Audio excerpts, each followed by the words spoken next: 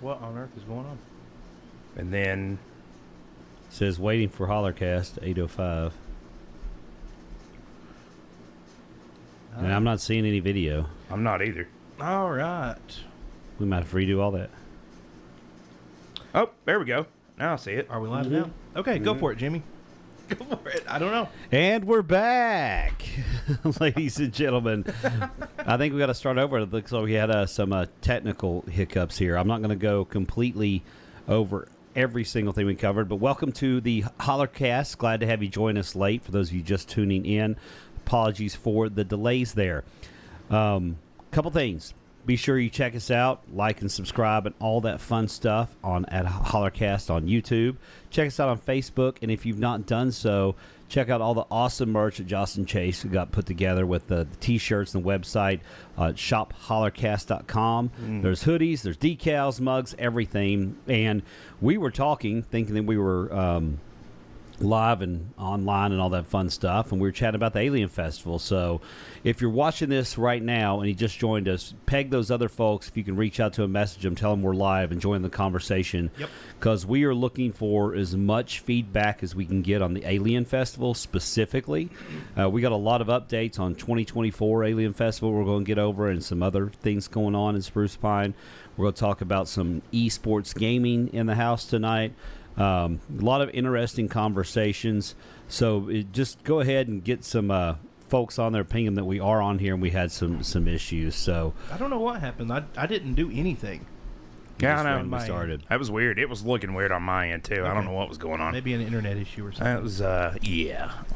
Like I said, I've said it before, you got to fight through some adversity. You know what I It was mean? the Brown Mountain Lights. I think it was the Brown Mountain Lights, which, by the way, dude, we had... Let's hear about that. Listen, preview of Thursday's coming episode. This is the Brown Mountain Lights, History, Science, and Human Nature Explaining Appalachian Mystery. We had Mr. Ed Spear and Alex Glover in here tonight a little bit earlier for a whole podcast on that, and I was blown away.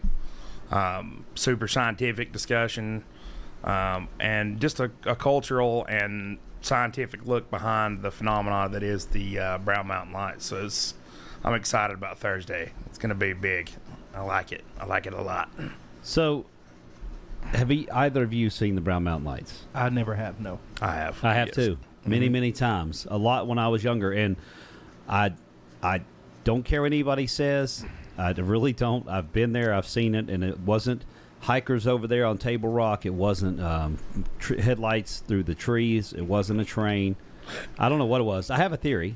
Okay. And I'd like to. I'm sure that your guests had some theories. So maybe I'll save that for the comments. Yeah. I have one theory. I think it's basically radon gas escaping, creating an effect similar to ball lightning. And I'm assuming there's gases because those mountains, if I'm not mistaken, Brown Mountain is full of radium, if I'm not mistaken. And our geologist, Mr. Glover, would know far more about that than I ever will. I'm going back 30 years and plus middle history. And gas escaping, kind of like the ball lightning effect, is igniting across the trees and causing the light. That's my theory. Could be 1,000% wrong. That's where I'm at. Well, it's funny you mentioned that. That has been one of the leading predominant theories for a long time. Yeah, in fact, these two guys, when they created the research project over there, they set out to expecting to find something of that nature. They're both geologists. Gotcha. And it led to a whole thing. And what's really cool about this, what I really love, is they approach it from kind of three different aspects.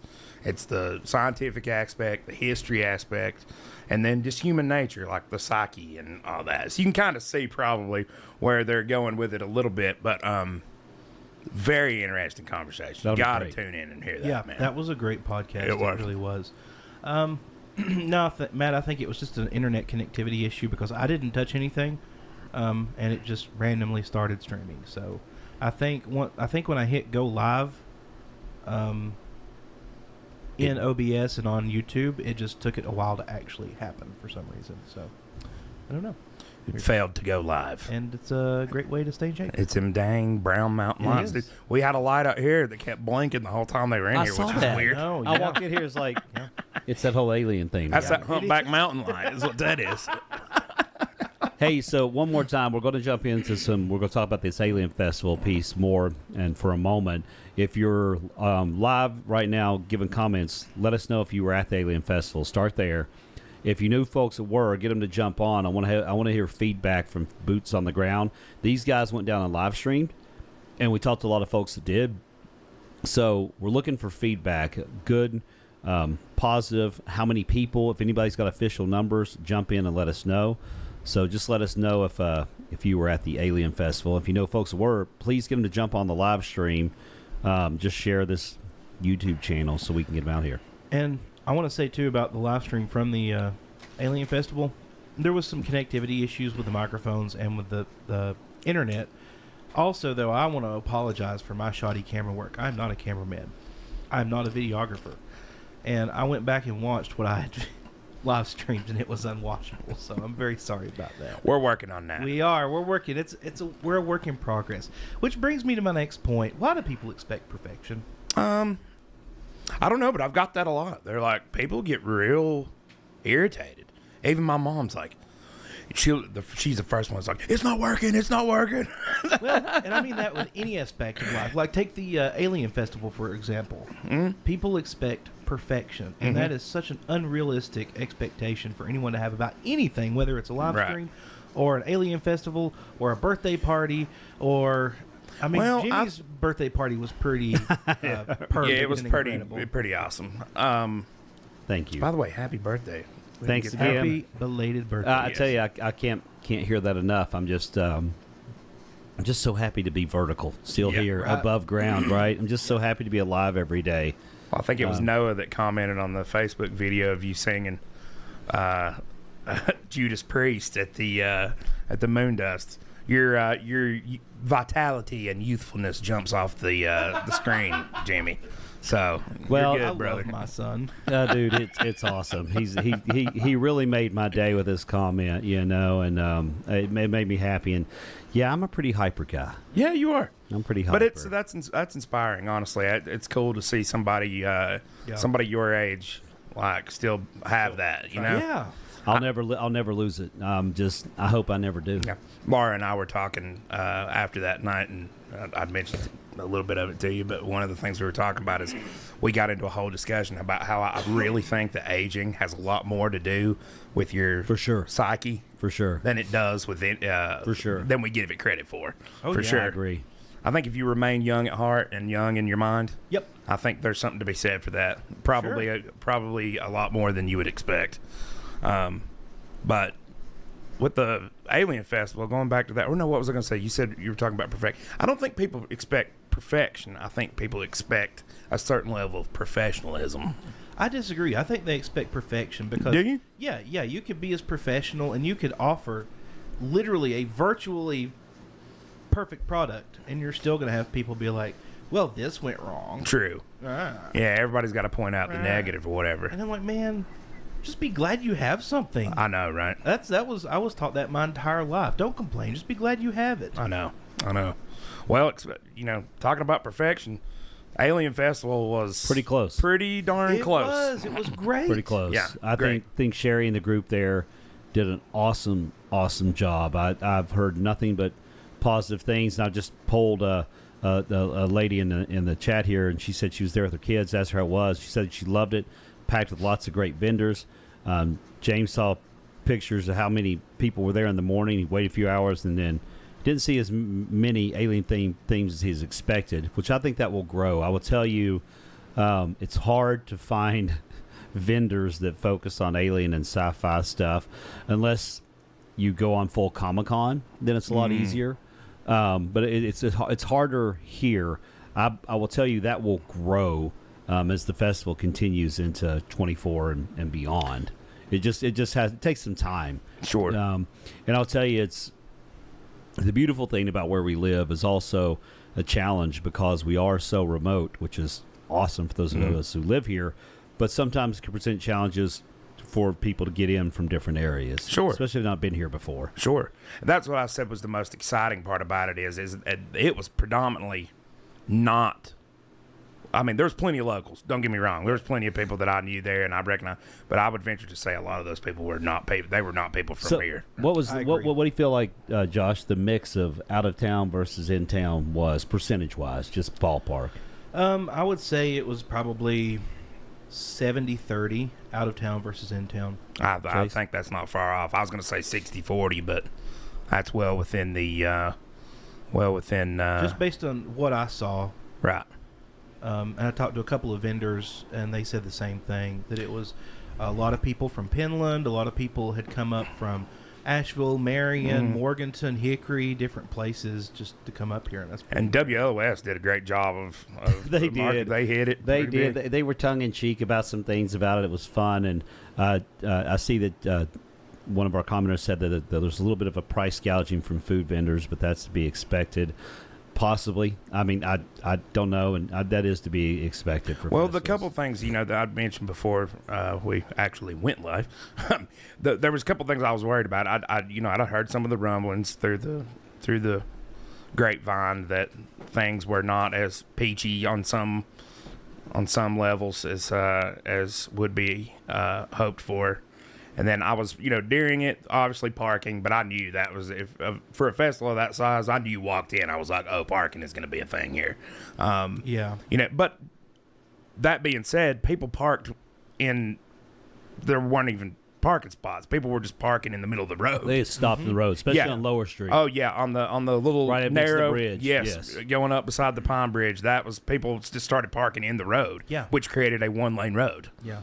So that's who would have expected that necessarily? I guess you have to expect it when you got that many people coming. Well, when I left from the festival, I went out through town across the bridge down towards Ingalls and saw just a slew of people walking on the bridge from Ingalls that had parked at Ingalls to walk over. Sure. That's crazy. Then just while I was there, I was concerned a little bit about the trash. But when I came back later that night, we saw right in front of the Moondust was one of the public trash cans, and the vendors, to their credit, had piled up. Granted, it was overflowing, but they had neatly piled up all the trash, and everything seemed great. Sunday morning, my understanding is they were out about 6 a.m. getting trash. Then I saw the street sweeper personally come through around 10, 11 o'clock, and it was like it never happened. So, Yeah. That's great. Yeah. That's great.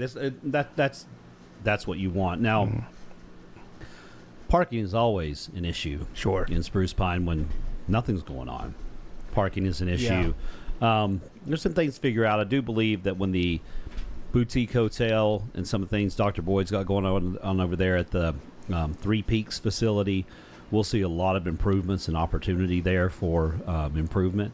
So I look forward to some of those advancements happening, and we'll have to start figuring these things out. Sure. As these type of events grow, and as the awareness of the town grows.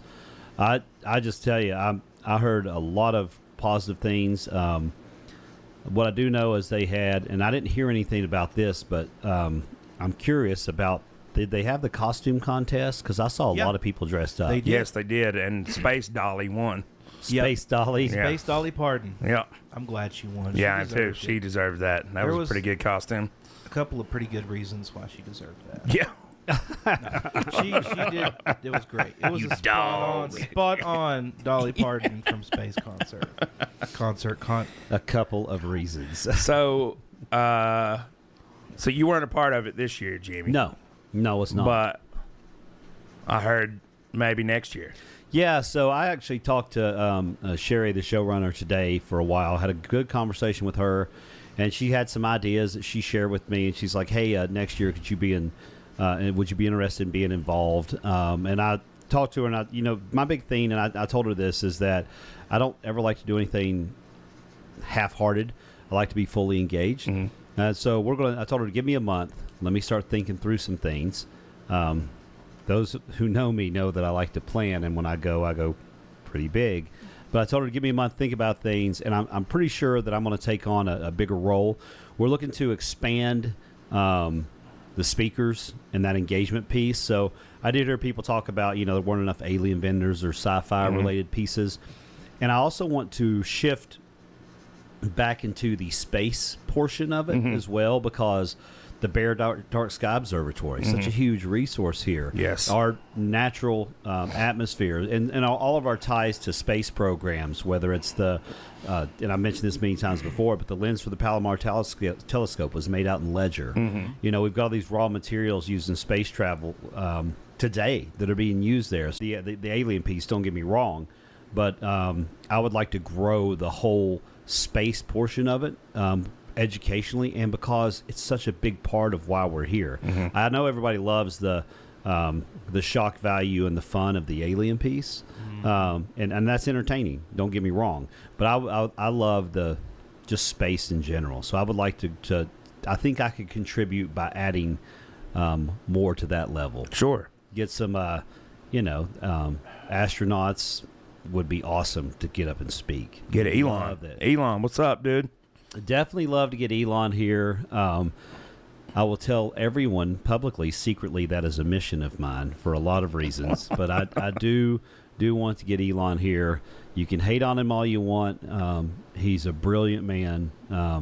Being a great person doesn't always mean you're a good person. Everybody needs to remember that.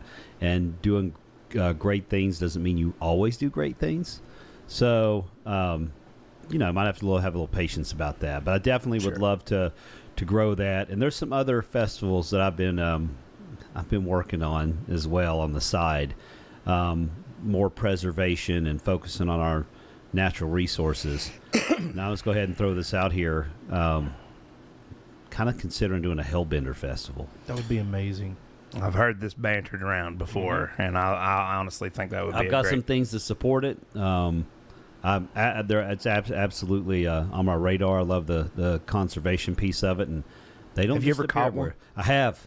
Been a long too. time. Yeah, me and my dad caught one time. I caught a monster one out, kind of between Luther's shop, clock shop, and out towards in that deep bend there, out towards the water treatment plant many years ago. I caught a monster. Really? Hellbender. I wasn't trying to. You just know how it is. You catch one, and you're kind of like, oh my halfway God, terrified. And what like, have I pulled out of here? Right. Yeah, they are some of the ugliest looking things, but extremely endangered. They are, and you could have a cool conservation, aspect to that too, which would be really sweet. I would love to have elementary level Hellbender costume contest. That would be awesome. That would be elementary, middle school. Cool. See a bunch of little Hellbender kids dressed up. Be awesome. Oh, and if you see us eating this episode, these guys went straight into back-to-back podcasts, having snacks. So if you want to advertise your business on the Hollercast, we do have advertising available. We could promote your great sandwiches or beverages on the show. Absolutely. You hear that, Doritos? Don't show that it's not. Okay, never mind. Look, we wish it was Doritos. We got us a sexy little alien for the table too. Did you see that? That's awesome. Yeah, that's pretty cool. But I do like the. Did you get that from a vendor? Yeah. Yes, I did. A local vendor, actually. I bought a bunch of stuff from her at the Mineral Gym Festival last year. Actually. Oh yeah. Yeah. Nice. This is really cool. Same lady.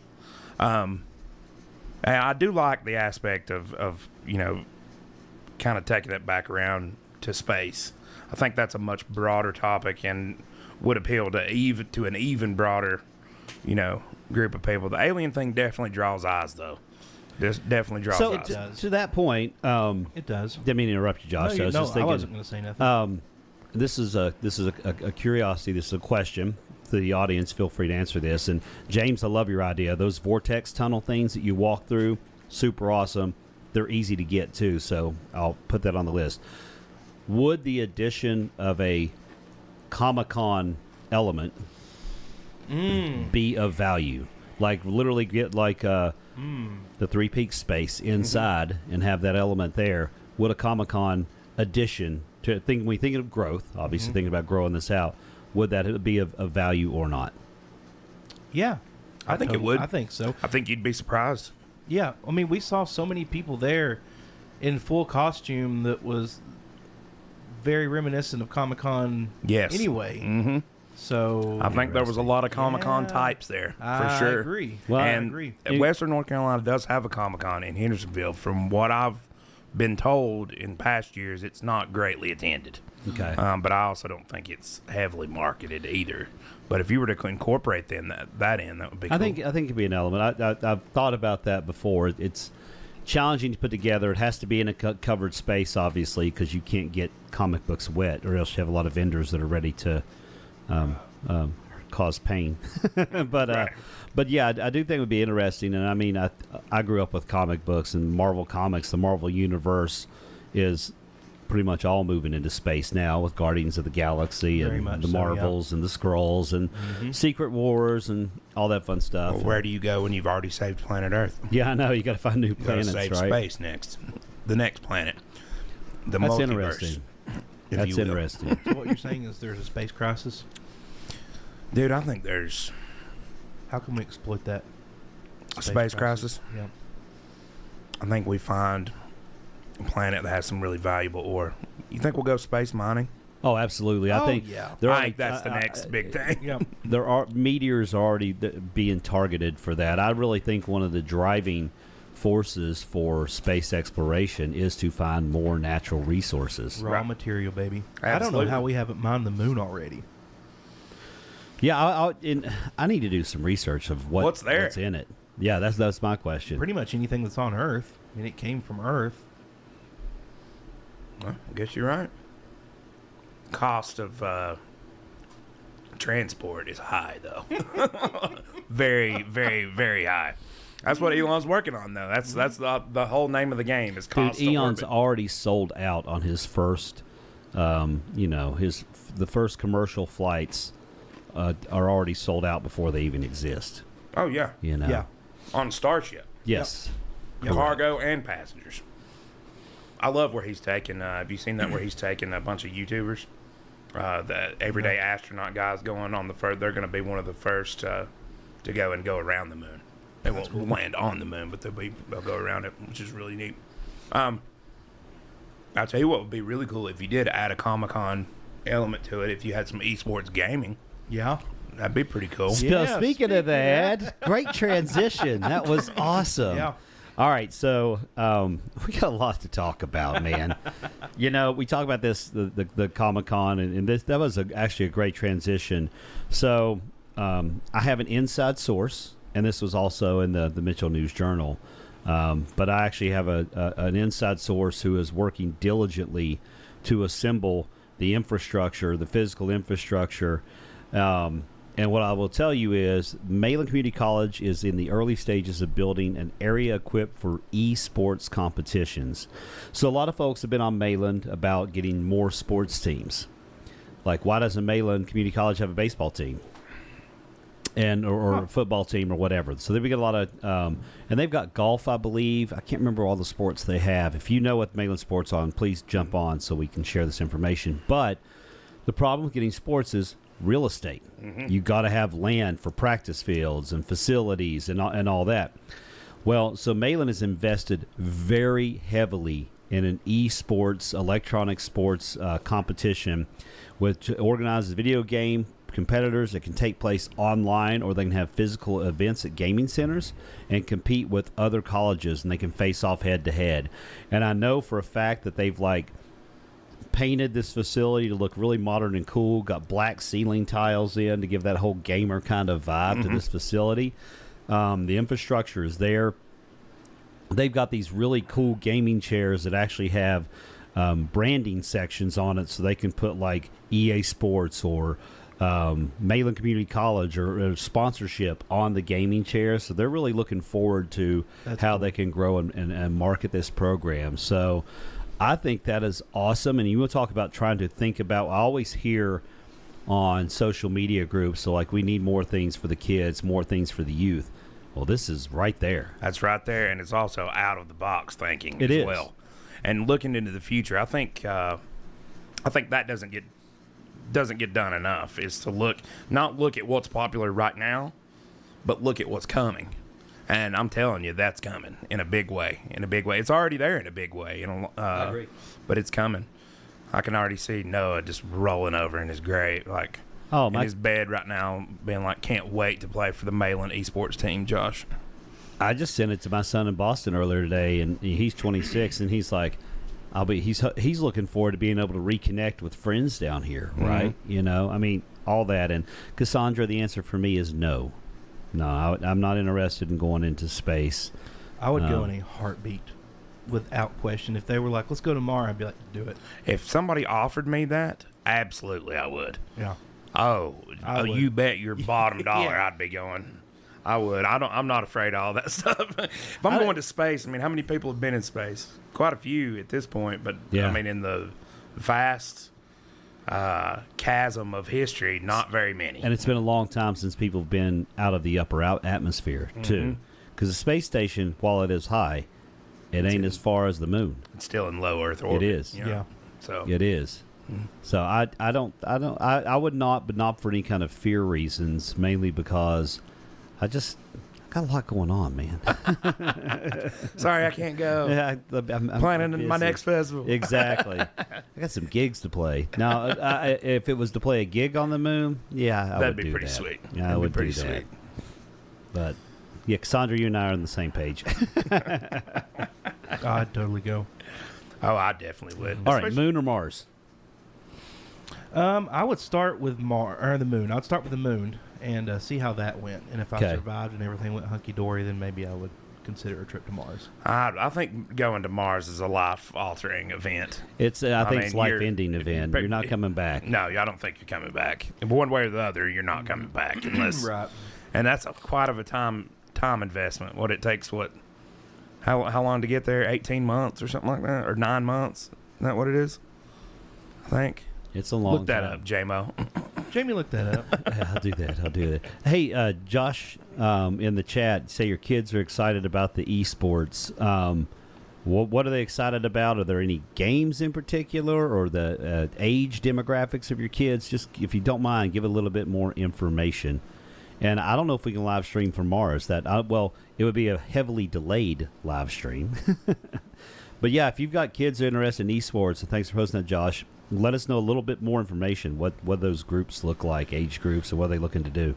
Okay, so it looks like, according to NASA, a one-way trip to the Red Planet would take about 9 months. If you wanted to make it a round trip, all in all, it would take about 21 months, as you will need to wait. Excuse me.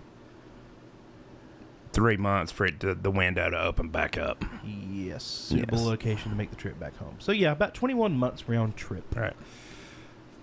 What if we just get there and everything we thought about Mars is wrong? I would miss the moon dust too much. Yeah. I would As in the too. lounge, I not the would dust too. on the actual moon. I would too. I would too. I'd miss my overlooks. We could bring the moon dust to Mars. There you It'd be go. the Mars Dust Lounge. He could open his second location. Satellite location. His on second Mars. location. Satellite. I see what you did there. Okay. Marty, that's my mother. So for those of you who don't know, a Comic-Con is short for comic. A Comic-Con is kind of a confluence of a comic book festival and that whole world, and the world of like high fantasy, both sci-fi and otherwise.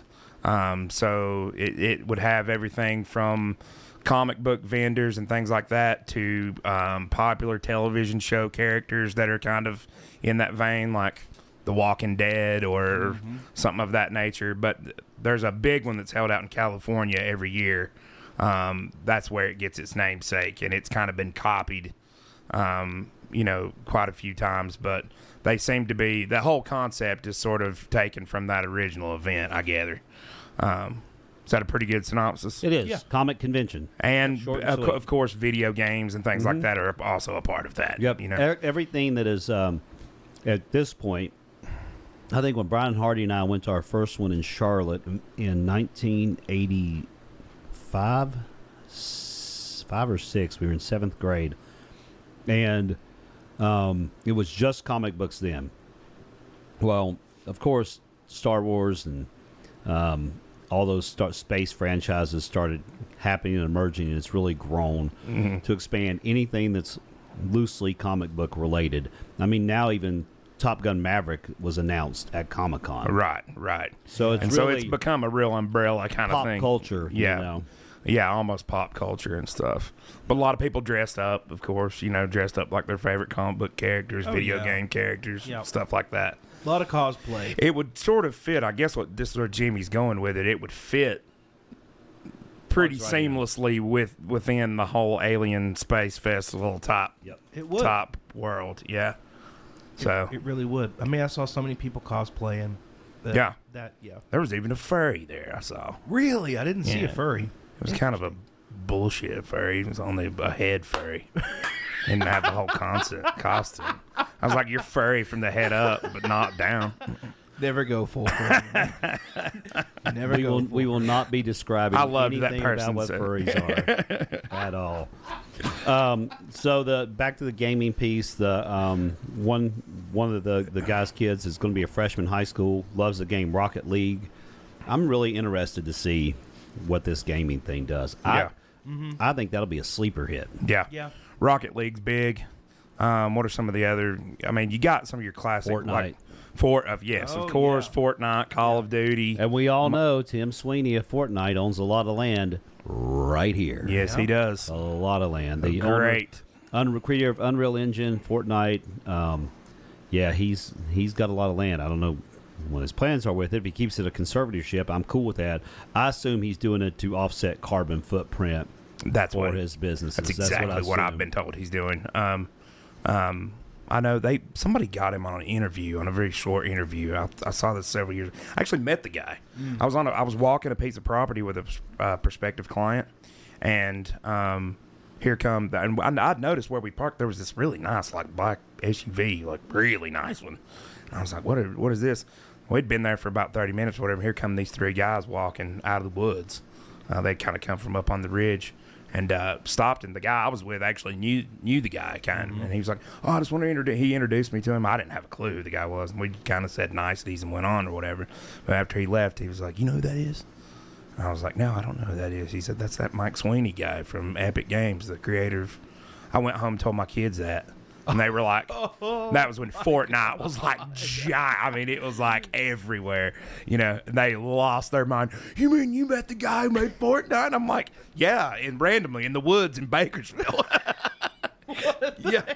Yeah, such an irony. Wow. Dude, nice guy. Seemed like a really nice guy. We're in mining town. Minecraft. There you go. Yeah. Let's go build some shit.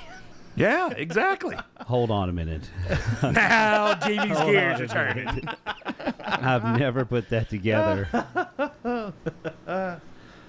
That's going to be an interactive portion of space next year. I got to figure that out. Yeah. Yep. A walkthrough live interactive Minecraft museum. They do a whole conference for Minecraft called Minecon. We went to one. Really? With the kids, way back in the day. There's a convention for everything now. I know. At David Whitson, I'm coming for your building for the Minecraft Interactive Museum. We'll talk later. It'll be fine. Stephanie, I'm sorry. I'll just say that ahead of time. But no, I think it's we are a mining town. Yeah. Yep. Yeah, James. Why have I never put that together? I don't know. I don't play Minecraft. It would be very logical. I am a noob. I am a noob. You a creeper? God, come on, man. You goddamn noob. I know, man. I'm so old. I turned 50, Boomer. guys. Give me a break. Boomer. I am.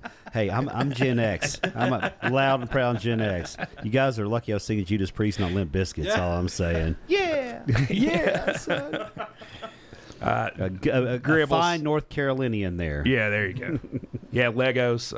There's a Lego store in the old Gap building in the Asheville Mall. Really? I didn't know that. That's new. Dude, did you like Legos growing up? Oh, God, yeah. Oh, God, I like Legos now. Dude, this place, they've got vintage sets in there. They've got, you can sell them. You can take buy, sell, trade. It's the entire, how the Gap was like the regular Gap, men and women's, and then it had the Baby Gap. They got the entire thing, and the Baby Gap portion is nothing but a go build your own Legos, and they have every Lego imaginable in there in drawers. My God. Yeah, I know. I went in there the other day, and I was like, I had no idea this existed. But that's, you've got people that go around and exhibit Legos, and also Minecraft as well. Yeah. So you could get that easily and probably farm that out to a third party. Provide a That's space great. For it. No, that's great. I'm seeing Minecraft and Legos blowing up in the chat Brickville. here, so- Josh knows what I'm yeah, talking about. Yeah. Gribble says currently League of Legends and Valorant are the most popular, which that's it. Mm-hmm. But you can, I mean, All right, there's a Chad, million of them. name your favorite video game. It doesn't matter. Just what is your favorite video game? And then Minecraft versus Legos. Which would you rather have? Both is not an option. Choose. Go. See how this happens. Brickville. What's Brickville? Oh, Lego by the pound. That's what it's a place. yeah, that's the where I was talking about Gotcha. the mall. Gotcha. Yeah, That's what's at the mall. You know, out there in what's that other place? Where the really nice theater is, Nashville by the airport. There's a little shopping area there, Biltmore Village. Or yeah, Yeah, yeah, Biltmore Town, Biltmore Biltmore Park, Square, Biltmore Square. Biltmore Yeah. Park. Biltmore Park. Okay. Yes. Yeah. So they got a Hilton there. They got they got an awesome toy store there that's really focused on like educational toys and love Yes. stuff. toy store. And they have a lot of those like expert level Legos, like those you need an engineering degree level Legos. Those are cool. They got some. They're coming out with some crazy Lego stuff. Got now. Zelda game. I agree. Zelda, the original. Which Zelda? Are you talking the new one? Ocarina of Time. That's a good one. Yeah, the new one's pretty cool. I've heard though. Yeah, Tears of the Kingdom. Yeah, Tears of the TOTK. For those in the know. Yeah, it took me. I kept seeing that come across my Discord. I was like, "What is this?" And finally, I figured it out. Tears of the Kingdom. It's sad that I just spit that out there. Hey Now man, everyone knows I'm a Zelda's nerd. awesome. It is. Yeah, Battlefield 2042. Never played it, Scarecrow. Don't know about it. Is that a Call of Duty, one of those? Or is that its own thing? There's so many. Oh, my God. I know, right? And I'm dating myself. I like the original, like, we're talking 86 Zelda. All the vintage gaming stuff. I'll tell you my latest project. I just ordered a bunch of resistors. I'm retrofitting an Atari 2600 where it has a HDMI port built into it. Ah, there you go. So I ordered all my parts to solder it and put all that stuff together. I've got all those games emulated. I don't need to do it, but it just seemed Right. fun. Right.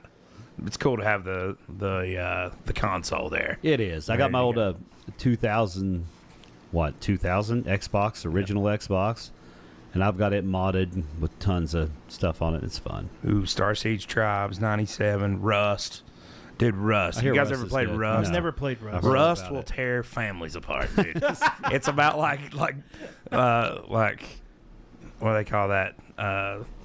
You can like sabotage your other people in the game and stuff like that, and go in and take their stuff. And yeah, I've seen people like come to blows over Rust. Wow. I'm a big World of Warcraft guy myself. That's where You I know was. what the common thread that I'm seeing in tonight's conversation? It just hit me. What's drawing all this together? The Alien Festival, the esports, the technology's just driving everything, Yep. man. It I mean, is. the mining, our industry, our mining industry here, Yeah. is Yeah. technology's driving everything. How do we grow that?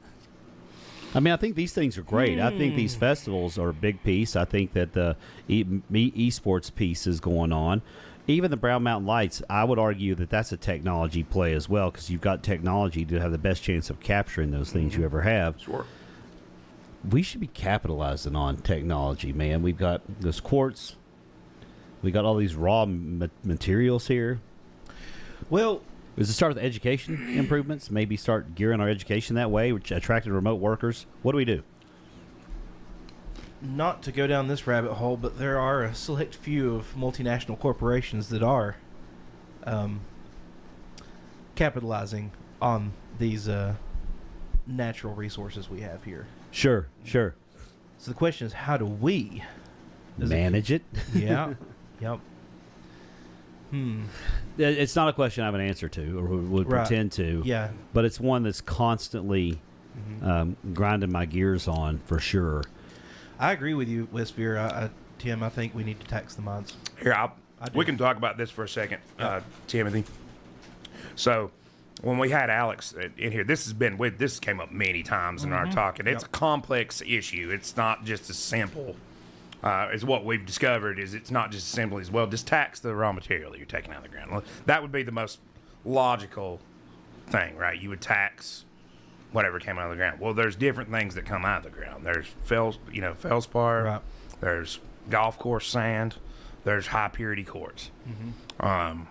In all kinds of different forms. Right. And it's taken out and shipped out of here, and some of it is more refined than others. Like, so Sibelco does most of their processes here, and I'm sure, Timothy, you probably already know this. But, then the Quartz Corporation doesn't. So how do you... Right. There's a lot of different factors there. Do you tax golf course sand at the same rate that you tax high purity quartz? No, it would be sliding scale. It would have to be a sliding scale of some sort. And then, what do you say? Well, if they have the mining more of the mining processes and refining processes here, or I guess just the refining processes, because obviously it's already all of it's mined here. But right. Do you tax them? And because it would have to be an export tax, right? Am I thinking correctly in this? What do you think, Timothy? The best way I could think of to do it would be to tax the raw materials out of the ground. So right as they come out of the ground, The ore. Yep. Yep. But how would you do that? So Quartz Corporation doesn't refine it as much as Sibelco does. So how do you fix that? Well, and that's why I say that if you tax it before it's refined, or it could be import tax or export tax also. But yeah, like Quartz Corp, they send theirs overseas to be refined. Right. So you would basically have to tax it right out of the ground, the raw ore as it comes out. Yeah. Well, and would it be taxed by the ton? I would think so, yeah. And how do you weigh that and separate the? See, that was where I was thinking. Well, maybe it would be best to do an export tax, because then you could differentiate between what's being shipped out. Right. You can see where this gets off in the weeds, hardcore. So yeah, and it's like any other topic. It's super nuanced, and there's a lot to it. And there's no simple answer. But the short answer is you tax it some way. And it would be a local tax. Local tax. I don't know, I've thought in the interim, until we figure that portion out, because I think that's going to be something that is going to have to evolve over. If we choose to go that route, that would be something that would have to evolve over several years, because that's not going to be an easy thing to implement. And I think you'd get a fair bit of local pushback on that. I really do. You would. I think you would, because I think people would be afraid to lose their jobs. We have the ore. I know, but that doesn't quell people's fears necessarily. It doesn't. Doesn't. And so I don't know if you could even pass. I don't know if it would even pass. It wouldn't. I think it would be a challenge, but it has to start soon. Yeah.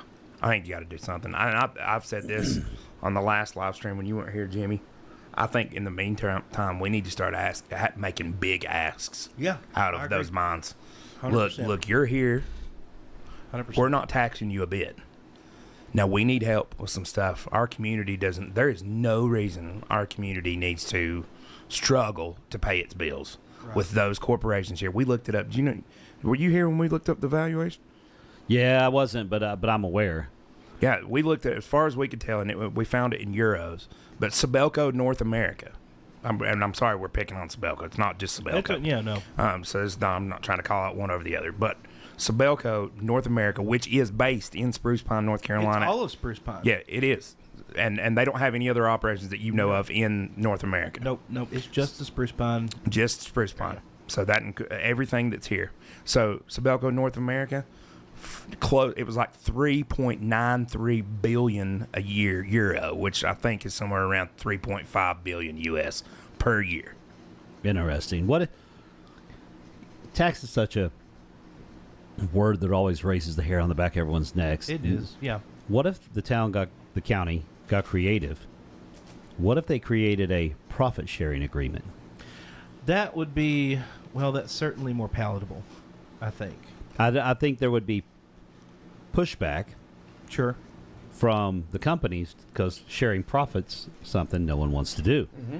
No, and really the only way that you can have that is through either coercion or... That's right. So what do you gain for that? What do you gain? Right. So that becomes a negotiation. If we're profit sharing, that means we're sharing some sort of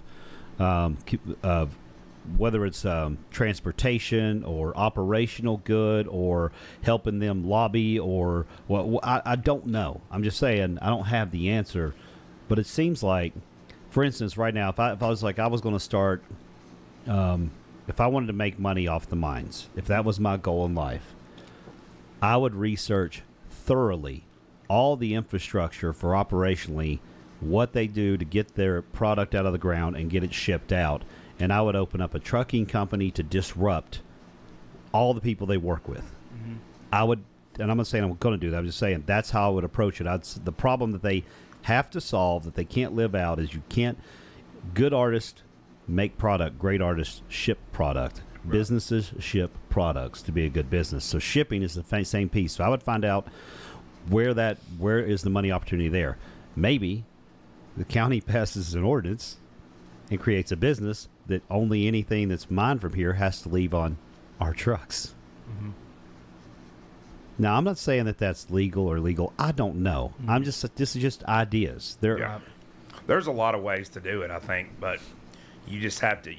I would think a profit sharing would be much more palatable than a tax. Well, it's like I said in the last live stream, we were talking about this, which is essentially a tax on the profit, right? I mean, Uniman, let's get real. Uniman gave back to the community in so many different ways. Like they sponsored t-ball teams, they sponsored baseball teams. Uniman's name was everywhere. All of the vendors they used were local. Uniman made a lot of people locally millionaires. Mm-hmm. A lot of millionaires are in Mitchell County because of Uniman. Mm-hmm. When Zabelco took over, they went to bidding everything out, and now instead, we're getting, for instance, liquid propane.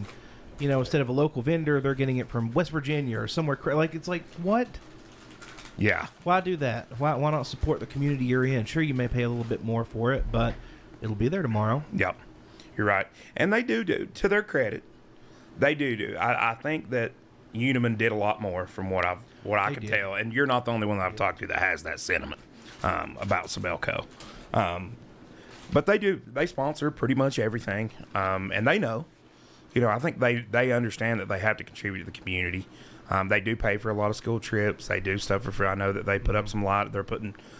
They have put or will soon put up some lighting over at the park. That's Quartz Corporation.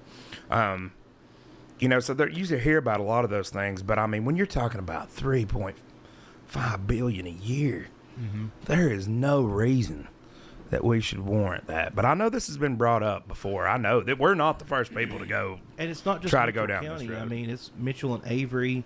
There's mines in Avery County that they pull ore from. So this would be a multi-county effort, if anything. Right. Or it should be. There's another impact, too, that a lot of people don't see. I fly all the time. Mm-hmm. I fly out of Asheville, Tri-Cities, Charlotte, and I can spot spruce pine from 150 miles away. Because of the mines. Because I see these white horseshoes around the mountains where they're literally cutting around the top. Yeah. So I can see them everywhere. Somebody had asked, what are the byproducts of that we take out of here? Josh, you want to hit that one? Yeah. Other than high purity quartz. So high purity quartz is the main product. You've got feldspar, which is used in ceramics. You have mica, which is used in cosmetics, and a lot of different things. You have gypsum, which is used in sheetrock and cosmetics and a multitude of other products. Mm-hmm. You have the spent acid, which is used to fluorinate and treat water in municipalities with. So what? Uh-huh. Seriously? Seriously. Yep. Oh, they neutralize it to a certain level and then? Well, I don't know quite how they process it, but that's what they fluorinate the water with. Oh, great. Is the spent acid, the HF, spent HF. That's got to be healthy. Right. What could go wrong? No, I'm just kidding. I'm sure it's fine. A lot of these things. Frogs. No, yeah. Turning the frogs, gang. But I'm sure there's a lot of those things that would shock you what they use byproducts of things for, Sure. It's wild. Sure. But is there any large scale like gem mining? This is one thing I never asked Alex. I don't think so. I don't think there is either. Not here. Anymore. Yeah. My understanding is there are 2 large rare gem deposits here that are flooded for reserves. Really? That is my understanding. Someone can clarify that. I've heard that my entire life, that there are That's interesting. flooded reserves that the contents of those mines belong to the feds, Huh. is my understanding. Now, I remember asking, because, you see garnet a lot of the times in feldspar and quartz deposits in there. I asked him if there was any, viable, why don't they take that out? He said that they're all so small Yeah. that it would be, now if you find a garnet that's Yeah, that's a that different big thing. around, I'm sure that's probably a different story, but most of it is very, very, very small. Yeah. And it would just be difficult to refine out in a set. You would have to do a separate float process for that, right? You would have to process Yeah. it out separately. Yeah. And I mean, our processing is we take out of it the mica and the feldspar. Mm. That's really all we do is we separate the mica feldspar from the high purity quartz. Did So they do anything with the aggregate that's left? Like, what do they do with what's left? So it's buried in the mine dump. Okay, It's buried, and it's basically just mud. really? All right. Yeah. Is that like there on the Bakersville Highway, the road up on the hill on the right, where it's basically the mountains now become a mountain in front of the mountain of just flattened material? No, so that's just the mines. That's one of the mines. So And why are they building a mountain there? those are just berms where they dig and then they have to create Put the material berms. somewhere. Yeah. Yeah. Oh, okay, I got you. Yep. Wow, that's crazy. Yep. It's pretty wild, and it's a great way to stay in shape. Great way to stay in shape. Go out there and try to mine it by hand. That's right. Yeah, no joke. That's what I'm gonna tell Noah. Your grandfather was a coal miner. You better get to mining coal. Have you ever been out to any of the mine holes that are just randomly out in the woods of Mitchell County? Many. There's something. It's terrifying to just walk up and say, Yeah. hey, oh, what's that little divot in the ground? And you look, and it's like a 100, 200 foot straight drop down in like a 8 foot by 8 foot square hole. And how many of them do you reckon are just mud puddles? But really, it's like a 300-foot mud No, puddle. there are some of those. I mean, I grew up out at Deer Park, and the remnants of the old Deer Park mine, there were several vertical shafts that we were so stupid when we were young. Gary Cunningham and I used to just crawl down ropes in these things, and you go down so far, and they would shoot back off. We'd just be crawling around, never thinking, what if we get too tired to crawl back out of here? Right. I mean, we never did, but we never went down like down. It was probably felt like 50 feet. We were probably down like 10, 15, 20 feet. You don't know. When you're a kid, everything's out of proportion. But Deer Park's got a lot of open vertical shafts, and there are, I know of two specifically down close to the river that they look like pools, but you look inside it, and I've taken sticks and everything, you can't hit the bottom of it. Yeah. They're just full. Yeah. Well, that's what Alex was saying on that. That's what they used to do. They just literally, back before the industrial mining hit, when they knew that they could get precious gems and stuff out of the ground, they would just literally dig a hole straight down and just start. Hope they hit something. Hope they hit something. That's crazy. I've heard all kinds of crazy stuff about mine shafts around here and stuff. Yeah. The guy, now this is one of the crazier things that really does still exist, and I've looked at it with my own two eyes, and the guy still sells the power. Out at the end of Crabtree, you're going out Crabtree Road. Like you're going back towards Little Switzerland, kind of. There's that big flat. It goes by the river way out through there, and then it turns up and goes. There's a beautiful waterfall. If you can, it's privately owned property now. Sure. But you go back in, and there's a waterfall out in there, and those two lakes that sit right there. They look like pretty big ponds, kind of lake pond things. Yeah. They're really shallow. That's where the old mining village used to be. It's where my grandfather worked. Really? There was a mining village there, and they built a hydroelectric power plant up there that powered that whole village. And that guy, to this day, still uses parts of the same infrastructure that they used. Where's power? He sells it back to Duke Energy. That's amazing. Duke Energy comes in there. I worked on the house. I've saw Duke Energy out there several times. They'll come out there and fix. They have all their stuff Good for out there. him. That's awesome. Yeah, guy from the Bahamas. Wow. Yeah, really that type of guy too. Yeah. We're getting out as far as we can get and getting self-sustainable. Nice people though. Very nice Cool. people. Yeah. Wow. I've been out that waterfall many, many years ago. We used to be members out there at Crabtree Creek Trout Club, fishing in the lower ponds and stuff, and hang out through there. And oh, that's cool. I know exactly where this person's house is out Deer Park mine. So Deer Park was an awesome place to grow up. I could ride my bike to Penland School, Penland Post Office, the river, Radio Shack. They were all in bicycle rides to the house. Josh Brown, you're absolutely right. Minecraft has taught me to never dig straight down that. Yeah. Keep going. You'll hit fire, water, one. It's those damn chickens digging up my... Before the show, we were standing outside, and I guess my neighbor's got some chickens, and they're digging out my flower beds, and I was just like, those damn chickens are digging up my flower beds. I don't even have chickens. Let's see, where's another? There, you know that as you turn to go up to the dump up there next to the old landfill where the Earth to Sky Park is now. You know, there's one right there, not far off the highway, a big mine hole. Yeah. I've been told there's all kinds of stuff in the bottom of that one, Oh, equipment and everything else. Yeah, Well, that's probably the case all over. It huh? is. It is. right up above my grandparents' house, there's the old Jarrett mine, and it's the same way. It's a giant, like, cut out of a mountain, and then just a big open pond, but that pond is really about a 300-foot deep mine shaft that's full of equipment and all kinds of stuff too. Yeah, I once in the Deer Park mine, one of the bigger ones, had a big cliff. We used to jump in it and swim in it all the time. We came back from the beach one time with like a snorkel kit, goggles and all that. Yeah.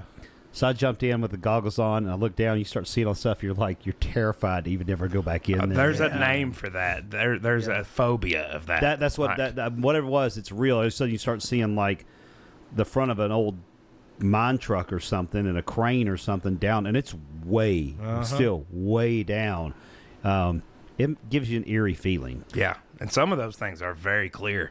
Oh, That's yeah. groundwater. A lot of it is. Yeah, So it it's is. super Super duper clear. clear and filtered through limestone. So if it's not, we've not had a heavy rain in a while. You go out there in the summer, a lot of times you can see pretty far down in those things. Yeah. We need to dive that.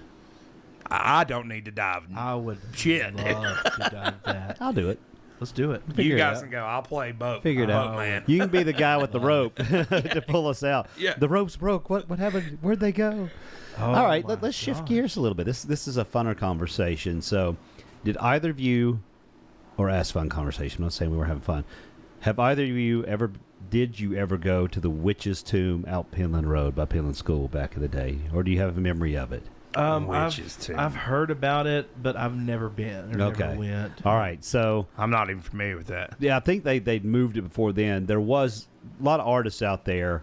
This one artist built kind of a sculpture, if you will, a rock sculpture, and it had a relief on it carved into the rock. There might have been some metal work done on the front of it. Well, of course, there's this big rumor it was a witch's tomb because everybody was terrified of the artist back in the day. So, all right, so what is the scariest place in Mitchell County you've been to? Scariest place?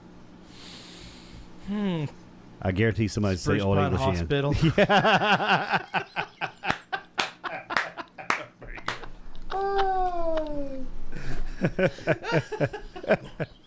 Oh my gosh.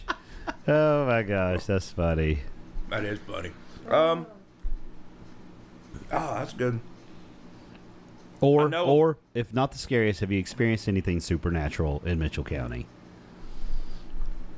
Boy, that's hard to talk about after this last couple hours, ain't it, Josh? I know. The Um, podcast we just did. I'm not gonna say this is mine, but I would say that a lot of people would say the Old English Inn. Yeah, It's pretty spooky. it is. It's spooky down there. Gosh, I don't know. I walked through that mine tunnel out there at Alta Pass one time, and that freaked me out a little bit. By the time I got to the middle of it, I was like, man, if a train comes, dude, somebody's running. Yeah. Let me think. What about you? Rebels Creek, that old swinging bridge at the very end of Rebels Creek that goes Yeah. across the river there. Oh, yeah. Well, over what they call the Devil's Looking Glass. About 3 o'clock in the morning with no flashlight, no sense. It is terrifying down there. And it's somehow your mind plays tricks on you. You start convincing yourself that you see things, and you don't, but you convince yourself of that. But it was a very spooky place. Yeah. That whole area, Rebels Creek there by the old church, and out at the end of Hughes Gap Road, there's an old church with a big graveyard. Hughes Gap Road can be scary late at night, too, back in the 80s. That's a different The conversation. end of Dang Beans Creek, I went out there. Oh, my God. Yeah. Oh, my God. Yeah, we did this. We played cleanup on this house this crazy house at the end of Beans Creek from this guy from Russia who paid us in straight cash and wine. Wow. Yeah, and That's a good trade. it was so freaky out there and so in the middle of absolute nowhere, and it's sitting like a holler down. It was like you never got full sun, like you just get this like little peak Right. of full sun. So it was a creepy sort of like almost gothic kind of Okay. looking house. Okay. And the guy was a little bit sketch. The house was not very well done, and my guys all started calling it the haunted house. And I have to admit, it was pretty freaky out there. That's at the end of nowhere. Somebody says beauty spot. Yeah. Beauty spot can be. I'm not a complete hippie, but beauty spot has some like negative energy to it. I get bad vibes down there a lot. Really? There was a double homicide, maybe a triple homicide back in the late '60s there. Really? Mm-hmm. I think about that every time I go out And to there was a- Chestoa View. Yeah. I know that's an Avery Oh, County. yeah, I think, Yeah. I won't say the phrase, but we all know it. but yeah. Picture. Yep. Yep. Won't say it, but there's also a homicide at Beauty Spot in the '90s as well. Guy from Johnson City killed a man and his woman over $11. Really? Wow. Wow, that's kind of crazy. You need to tell Gina about that. Yeah, it's my dad investigated the first homicide when he was a trooper here, when he first moved down here many Wow. years ago. This is a rough place back in the day. Yeah. Well, Johnson City, didn't they call Johnson City Little Chicago back in the day? They did. And I wonder how much of that spilled over here during the Prohibition era. So I was all back in the '90s when they were doing all that, digging up old Johnson City and the parts of town that they claim were underneath the roads down there, or whatever. Yeah. I went through a bunch of the sewers and all that stuff. What I was told is it was Little Chicago because all the, you see the Untouchables, right? Running all the train, running all the hooch during Prohibition. Well, where do you think all that liquor was made? Oh, Up here in these areas, Yeah. Mountain City, here at that time, Newport, Tennessee, Hot Springs, this whole area fed. And my understanding was it's supply chain, man. You get all the supply, you put it on a train, then you run it up to Chicago from here. Right. That's my understanding why they always call it Little Chicago. Makes sense, man. I just assumed it was because it was crime ridden, and anytime you criminalize something, it becomes immediately dangerous. Sure. Because it creates a black market for it. So I know that's that a kinda lot of interesting. people, after Prohibition, this was a big area for growing cannabis. Oh yeah. A lot of your bootleggers that went out of business when Prohibition came in switched to in like the Started 40s growing and weed. started growing weed. That was where a lot of your cannabis came from. Now to go back to your question though, scariest place. I don't know. I'll have to think about that. But I've never experienced anything supernatural that I can ever recall. Okay, so Ever. way back in the conversation, rewind button. Should there be a supernatural element to the Alien Festival? Talk about the Comic-Con. Should that be expanded? I think so. I think it's fun to appeal to that Yeah, type of stuff. sure. You know what I mean? And I'm surprised a little bit that you didn't get more of a little bit of a. There was a little bit, I think. Some like religious pushback and all that. But I even saw one of the guys had his booth there at the conference and was selling as a vendor, not as like a street preacher or anything like that. When they came down to the first Alien Festival, I was like, you guys can come down here. There's more people down here. I mean, I fully support it. I'm a Christian, so please. I mean, if there's a bunch of people, tell your message. I don't have me either. any problem with that. Please push the message. I think we can all get along a lot better than some folks in the outside of our community do. Sure. Absolutely. Yeah, boy, that was evidence today. I don't know, man. We won't feed that animal. No, I'm not going to feed that animal too much, but it's No. just it's sad. You continue to see the just blatant disinformation and misinformation, and we might as well just say it's coming out Dishonesty. of that. It's dishonesty, and it's Dishonesty. coming out of that Let's Talk Spruce Pine page, and I'm not saying everybody on Is that there. the scariest place that anybody's been? I still stand honestly by my think- first one. It's Spruce Pine Hospital. I hear you. I hear you. Especially now that HCA's got it. Exactly. But I don't know. I think you just certain people just have, and it's not everybody in that group. But God, No, not at all. you got. I mean, you can't just. It's just blatant, outright falsities. Yeah. False Just trying to Yep. find some way to attack people, and I'm not going to stand for it, and I won't shut up about it. And for Good. one of the two, but I'm not going to be a. I don't have. That doesn't mean I have to be an asshole about it Right. either. Right. You know, the best way to correct bad speech, if that's indeed a free speech platform, Better which speech. I had some comments deleted off of there today, which doesn't seem to be in line with a free speech platform. By the way, I didn't break any of the rules of the group. It was well within reason. But my allegiance is to the truth, Wherever it leads. wherever it leads. Even if it uproots my entire life. Yeah. If you don't have that, then what do you have? You don't have much. You don't have a backbone, that's for sure. Because you can't just change. You can't change facts into fitting your narrative. That's not the way facts work. And grasping at straws to try to ruin certain people is just disingenuous and quite frankly mean. Well, it's mean-spirited. Like, Yeah. attack the argument, not the person. Right. That's Exactly. my whole thing. Attack the argument, not the person. Hmm. And I won't. I like I said, I don't have to be a butthole about it. But you just correct bad speech with good speech, and more informed speech. Yep. That's why I'm trying to go, and I know you're all about this too, Josh. Is go to the nth degree to make sure the right information is out there. Yeah. Sure. You know, and I think that's what scares people is that, you know, you just see them they're throwing around facts so willy nilly like they No are. one wants to know the truth. They want to be right. Right. That's all it is. They want to be right. No one wants to Everybody know. wants to drop the microphone. Yes. And these microphones are extremely expensive, and I'd rather people not drop them. Do we need to do a commercial break by the way? Do we have sponsors tonight? Yeah, we do. Let's do that. We will hear a word from our Because we're here at the sponsors. first hour. We'll Yep. be right back. This episode of Hollercast is brought to you by Big Al's Pack and Ship.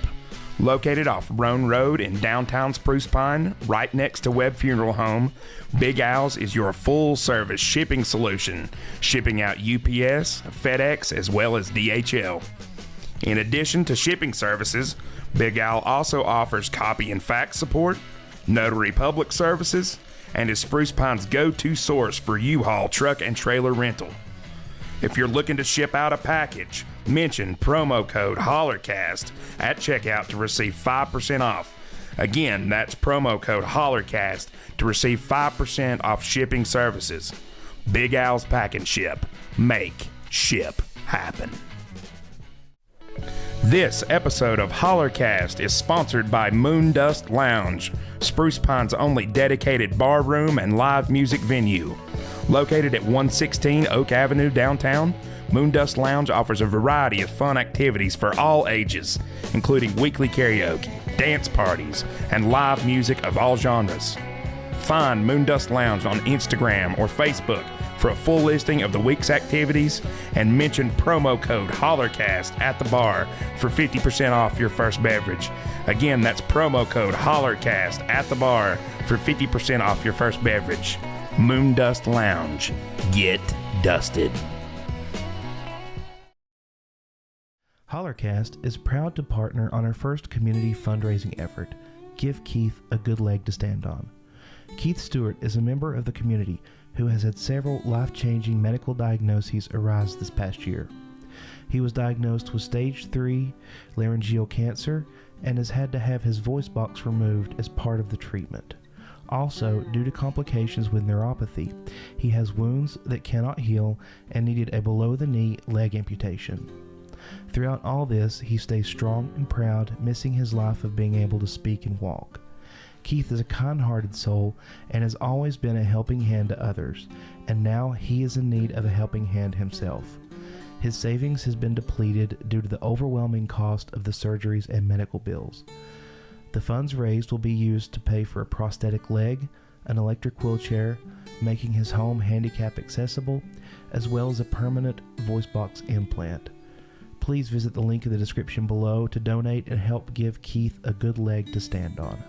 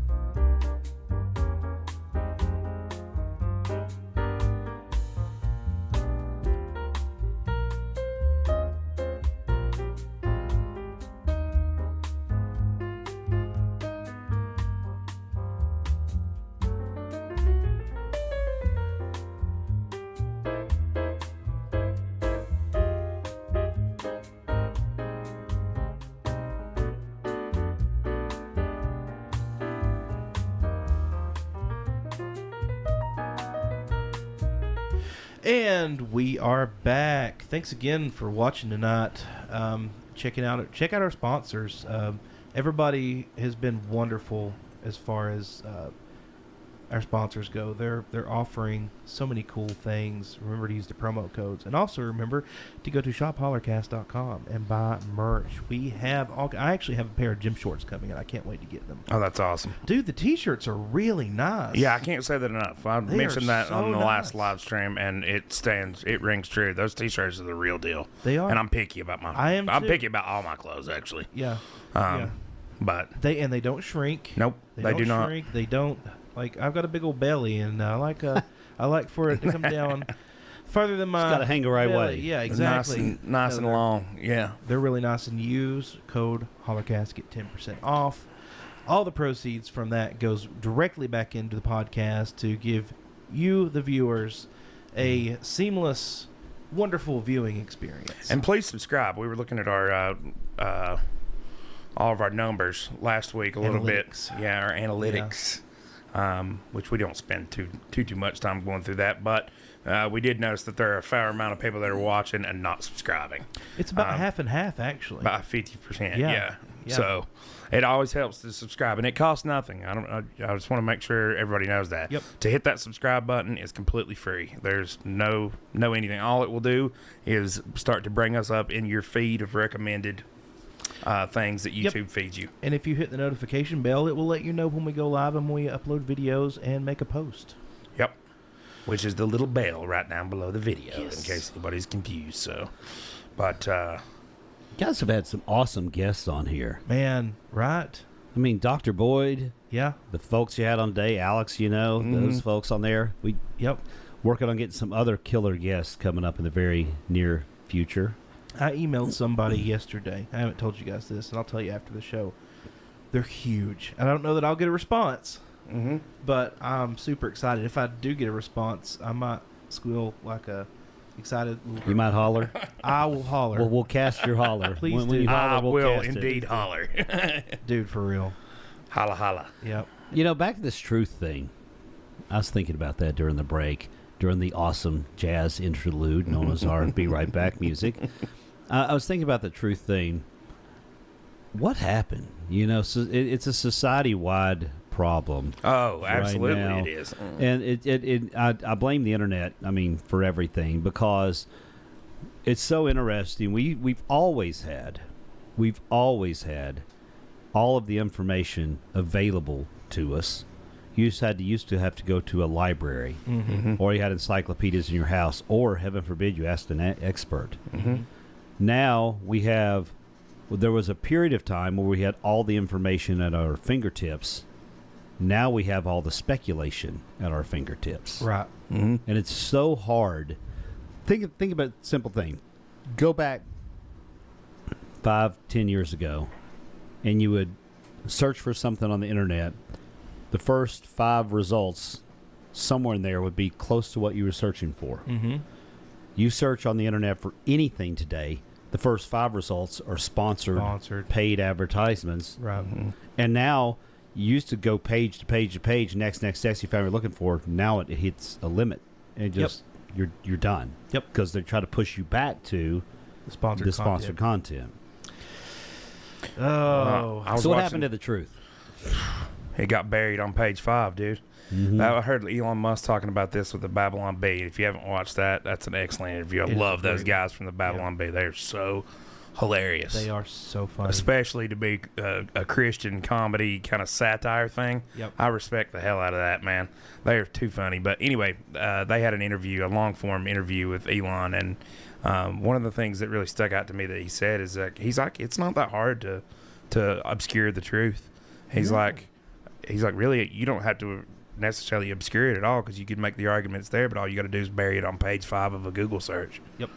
And then it's largely non-existent at that point, which is scary. I think what we've done is we've scaled up free speech in this crazy, crazy way, to where it makes it more and more difficult to tell what the truth is. I tell you what excites me is that AI, given the correct information, once we have quantum computing, AI will literally be able to tell you with almost certainty what the truth actually is of something, because it will literally be able to compute that problem to the nth degree so many times. Do you think AI will become juries in the future because it'll be unbiased? I don't want to speak too soon, but after I've thought about this for a while, it might be the most unbiased Yeah. jury that you could have. Again, given that it's fed the correct information, because that it's a large language model. So I think now more than ever, which I think this is a problem now more than ever, like you said, there's so much falsities. Yeah. But I mean, let's hope to God that OpenAI is not feeding their large language model Facebook commentary and all that stuff. I hope not.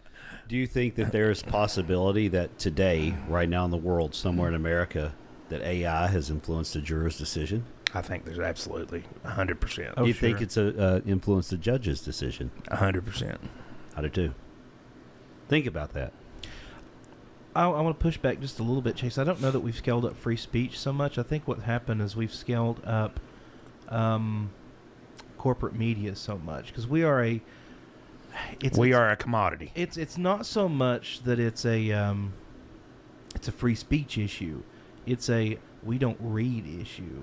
We read the headline. We're lazy. We're lazy as a society. Yeah. We read the headline, and that's what we go with. And the truth is buried on page 5. Right. So, But I guess where I was going with that, go ahead. Just where I was going with that is that what I mean is that everybody can have free speech is more in the forefront and available to a lot more people to comment Right. on any particular issue. That's what I meant. And That's what kinda we're where I was coming from. experiencing is that this is the growing pains of the internet. I think it is too. Because I think that's all it is. I mean, we've never had this kind of power ever in humanity. I mean, the amount of power that the internet has given us is unfathomable. So it's just the growing pains, and will we evolve out of it eventually? It's just, it might suck for a while. I think it will. I think the critical thing, and I think about this with literally being on this podcast, I think about this a lot. I've thought about this a great deal the past couple weeks. I got really angry at a podcast I listened to because the podcaster kept saying, check out my content. Here's my content. This is my content. Listen to my content. And he's like, make sure you give us money here, do this here, Venmo me, PayPal. He goes, if you think the value of what I bring you is a cup of coffee for my content, then give me $5, $10 is like this. And he goes and I started realizing like his information didn't have any value to me. Right. It literally was content, and I was just consuming it. I was a consumer. And I realized in that moment the clarity, and I will tell you everything that I heard from that moment on, that when you realize, like, it's just like when you realize you're the product instead of when you buy a product, you own it. There's so many data things that we get for free on the internet where we're the products. They want our information. So I want to be very clear, and I hope it is my intent to bring value with our conversations to our local community. And eventually, we're going to expand this conversation out to all of Appalachia, not just every holler, because there's a lot of them. But that we actually bring value. So, and the reason I bring this up, and I've been pushing tonight, I want people, and people have been great tonight. Thank you for the comments. Keep them coming. Yeah. This is your chance to have a voice here in our community too, right? We want to hear what you say. So if we're not bringing you good content, please, we don't know if you don't tell us. Right. Mm-hmm. And the last thing we want to do is waste your time. Yep. We do like having a fun conversation, and, Sure. and we like cutting up, and we talk about things of value. And sometimes laughing is of great value, and that's the value you bring is our banter. But I definitely want to be very clear that the intent of this, from what I see, and you guys created this, I'm just an observer. The intent was to get the voices together and start getting a message out of positivity for our community, because there was a lot of negativity in the air. Sure. Yeah. And celebrate what we got going on. Yep. So, please, folks, if you want to hear us talk about stuff, just Tell us. ask us. Yeah. It's simple. We love the engagement. Yeah, absolutely. Well, I Sorry, that's agree. my rant of the No. night. No, I agree with that 100%. If we're not bringing value to the conversation, then we need to change what we're doing, in my opinion. Yep. Well, Um, and that's the difference to me. And I know he calls himself a content creator, and I guess by definition he is. But that's to me that's the difference between a content creator and a grifter. That's someone that is just Right. that's just a grifter. They're in it for one reason and one reason alone. And I mean, would I do this for a living? Absolutely. Yeah. Absolutely, I would do I this think for the a living. difference is, and the critical piece is, don't be a content creator. Create content of value. Absolutely. And that's you have to provide something of value Something. to any kind of market that you're wanting to Right. enter. Well, I feel especially if you're looking to make profit off of it. right. I mean, you Thank would want you, to Mr. make Westphere. content of Thanks, value. Veer. Yeah, I appreciate that. Sorry. And I love that. No one speaks with more confidence than the fool. That's the truth. Yeah. Yeah, I think that it's in our best interest to, even if we were just out to purely make a profit, it's in our best interest We to still have to honor to something put of out something value. that's of value. And that's the reason I don't understand certain people. Again, I don't want to go back into that whole discussion, but it's like I don't understand some people's angle. It's like if you're not contributing something, or even What if is the you're just motivation? purely What is- profit driven, Yep. if you're just purely profit driven, which I as a capitalist, I'm cool with that. I have to respect that. I'm cool, which I'm cool with. I think free enterprise is the backbone of the American economy. But if you're not adding value with that, then what are you doing? Well, eventually that's a losing proposal And I to think me. what you're really referring to is the person largely we're speaking of doesn't add value with their speech. No, not at all. It's not constructive speech. It's destructive. Mm-hmm. And if you want to know what someone's intentions are, then you look at the outcome of their actions. Mm-hmm. You judge a thing by its fruit. I don't know if you guys have noticed, but we have a ghost in the house because we keep getting a cut in on the video stream Yeah. of an empty chair.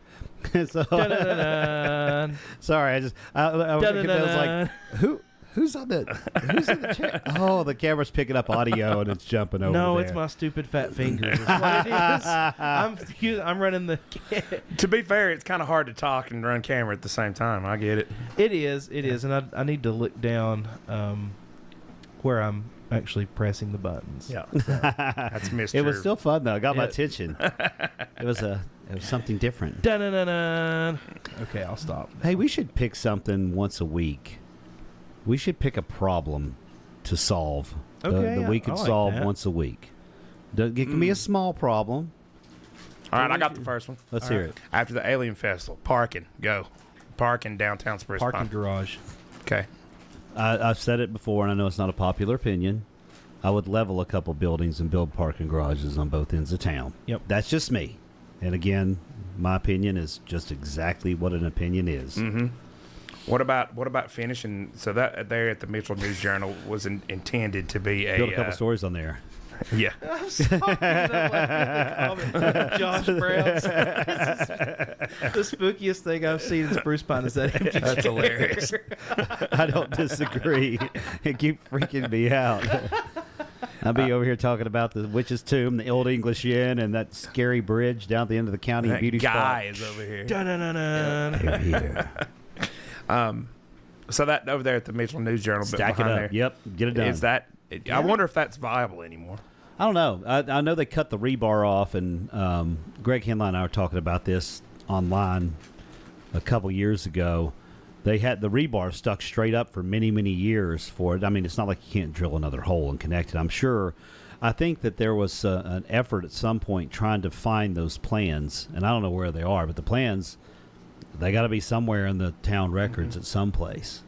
But that would be great. And how it was designed, and you can tell this by the way it was to enter from the lower street what is and then dump off onto Pine. Is that Pine Street that goes up through there by the News Journal? Anyway, I think it is. it was supposed to be. It wasn't going to keep climbing up from there. It was just enter from there and then another level above it that you entered from Upper Street.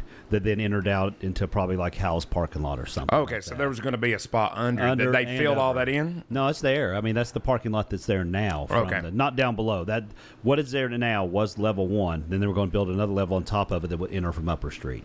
Oh, okay. And I All don't right, know if there was I going to be got a level above that. There may have been. So it was going to be three separate I think yes. entry. Yes. Okay, so not a parking deck in the sense where you You drive. drive one in circles. Yeah, No. okay, all right. They were going to be separated street entrances. That makes so yes. much more sense now because I was wondering. I was like, well, how does that make any? And it's not really big enough to do that. By the time you put the turnarounds in there and did that, you'd be left with no parking. That's right where I was kind of. Parking garages are dang expensive. Unless you're a mining operation with a lot of raw materials, you could probably turn it into Bingo. concrete. Hey, I hear we have one of those around here. You know, just saying. Huh. Natural resources. Well, you know, everybody. Let's say another problem, and I don't want to go too far into it, but the water system problems. That is a problem, you know, and I don't know. I have no idea. I don't know anything about the complexities of. I don't either. The water I'm problem. very uneducated. But what I do know is there are businesses in Lower Street that I've walked into, and you can tell the water and removal of water is a problem, yes, a major problem. it And it is. smells like death in some of these facilities sometimes, especially after heavy rains. So there is a big problem with the infrastructure. I spitballed something with somebody the other day. Where would you go? And again, I'm just throwing ideas out there. Y'all for the mines, you know, I know that they don't largely use domestic water in the actual mining processes, as far as I've been told, or much of it. I'll just say that. But still, you have to have potable domestic drinking water, toilet facilities, and all that stuff too. So, what if you offered the mines, those mining facilities, either free or discounted, or however you wanted to structure it, water and sewer, in exchange for helping us fix the large scale problems with the sewer and water system?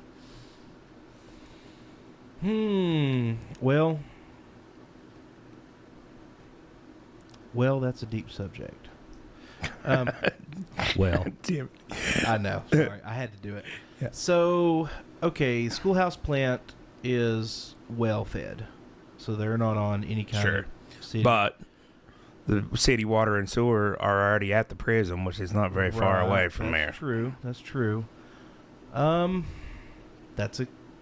That's a good question. That's something that is fair to ask. what do you think the number is to fix the infrastructure in Spruce Pine city limits, water infrastructure? Dollars. Oh, 20 million, man. 30 million? I don't think it would be that. Ten. Because much. by the time I would say we've dug 10, up and 15. replaced. Yeah, that's what I was going to say. 15 was what I was going to say. Because we need a new wastewater plant. Yeah, If we or at least some major upgrades to the one we already I would have. say $5 million going to the wastewater plant itself. Okay, and another $5 million allocated to pumps and lines, and then the third $5 million allocated to water removal. Right.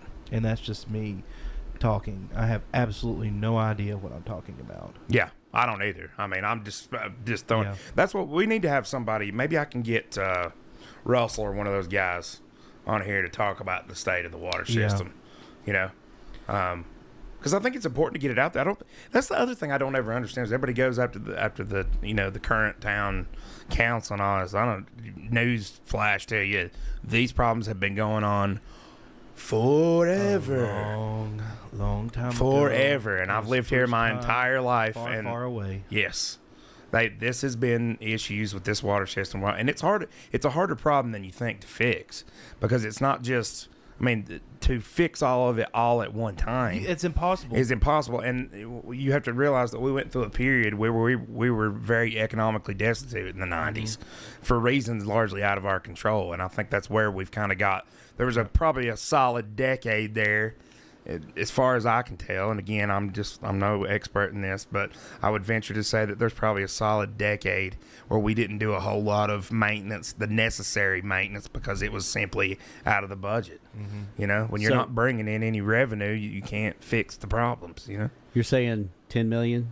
I'd say 15. 15 would get us a long way, I think. Okay, so according to yeah, good point, Veer. Sibelco annual reporting for 22, 973 million. So a 1.5% tax would pay for that water system. Wow. Well, it's Quartz Corps. Give me a moment. And that's just North America. That's not global revenues. That's just Sibelco North America. Yeah, I feel like we got to pick on the Quartz Corp too because I work for Sibelco. And No, yeah, definitely. I don't want to bite No, the it's hand that definitely feeds both. me. Oh, it is. Yeah. 26. So 1% tax on each of them is 26.9 million for Quartz. So 26.9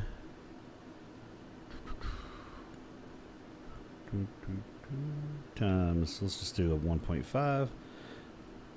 That's $4 million. And they're not refining here. Right. They're just taking ore out of the ground and shipping it out of here, basically, right? They have they float it here. Float They've it got a here. float Okay, plant, so they yeah. got to do the Yeah, basic stuff. Yeah, they do the basic flotation separation, and then it goes overseas to Norway to be further refined, gassed, and leached. And again, I think if you're going to approach this subject if you're going to approach this topic and go for this, I think you have to. I think you would have to sit down and make a plan on how you would approach it. Yeah. Oh yeah, absolutely. Because you need to come to Sorry, the mind. it's $500,000. So 1% on that would be $500,000. Okay. 405,000 some Right. change. Okay, gotcha. Still, $500,000 is $500,000. Yeah. Yeah, no, 973 million. Now you got $1 million. You got $10,500,000. Right. That would go a long way. Just. In which all those plants are not in the county necessarily, but I would argue Right. that the Spruce Pine water system right now is serving. If they keep going at the rate they're going without annexing, and I know annexation is a whole other thing, and there's a lot of complexities behind that. I personally think anybody that has water and sewer from the town needs to be annexed into it, but it's not that simple. Not because of local ordinances, but because the state of North Carolina took a hard stance for property rights, and it makes that very, very difficult to do, especially if it's not contiguous property. But I would argue that the water system in Spruce Pine is probably our number one it's one of our number one expenditures, but it's also one of our number one assets, and it serves much more than just Spruce Pine town itself. You're talking the new high schools being put on that. Yeah. It's already serves the new middle school. It already serves the high school. I started to say, you know something I don't. This is awesome. Please do tell. Yeah. When you said the new high school. No. I was like, really, dude? No. But I don't know. Like, you would have to make a plan on how you would, because you don't want to what you don't want to do is you don't want to make enemies out of the mines. No. You No, do no, not want to do that. Absolutely that is the not. opposite of everything that you want to do. Yeah. But you want to come in, and that's the reason I like the cost sharing. I think that would be a better way, at least if only in name. Profit sharing. Sure. Yeah. Sure. There's a way to figure it out. We need Robert Bailey on this one. This is where he's good at it. Guys, it's not a tax. It's just a profit sharing. We don't want to make money. We want to. Gotta have somebody that can negotiate that deal. Get them good and drunk. Exactly. You know, just sign here. Yeah, get them good and drunk. Take them to an island. Give them the Epstein treatment. Devil's advocate, negotiations. Yep. Let's hear it. What's in it for them? What's in it for the mines if they are taxed, right? Because it's negotiations. Anytime you try to get or profit sharing, Yeah. whatever it is, what's in it for them, really, besides cheap labor? And the reason why I said you have to think through. Yeah, you've got to have, because you're going to something be offer. if this happens. Let's say that randomly somebody's watching and decides, you know what, those boys had a good idea. Let's go attack this thing. What is in it for the mines? You put part of the tax proceeds or the profit sharing proceeds into a program that feeds them efficient, high skilled labor. Skilled labor. Skilled labor. That's my first thought. Skilled And labor. you created it would be the Spruce Pine Mining School of Mining, Geology and Mining, something or other. Mm-hmm. And you literally have a program where the kids come straight out of high school, or even while they're in high school, to go through that program, learn everything they would need to know to operate anything in them plants. Yep. And they come right out and right to the mine, and there's your skilled labor. That would be brilliant. That would be brilliant. Okay, so there's one. What else is in it for me, Mr. Mine? Well, if you do this and you invest in this town and fix this infrastructure, then there's another guy who could bring another manufacturer over here and help you get complementary things to make your product worth more money or more efficient. Maybe we bring you more rail cars.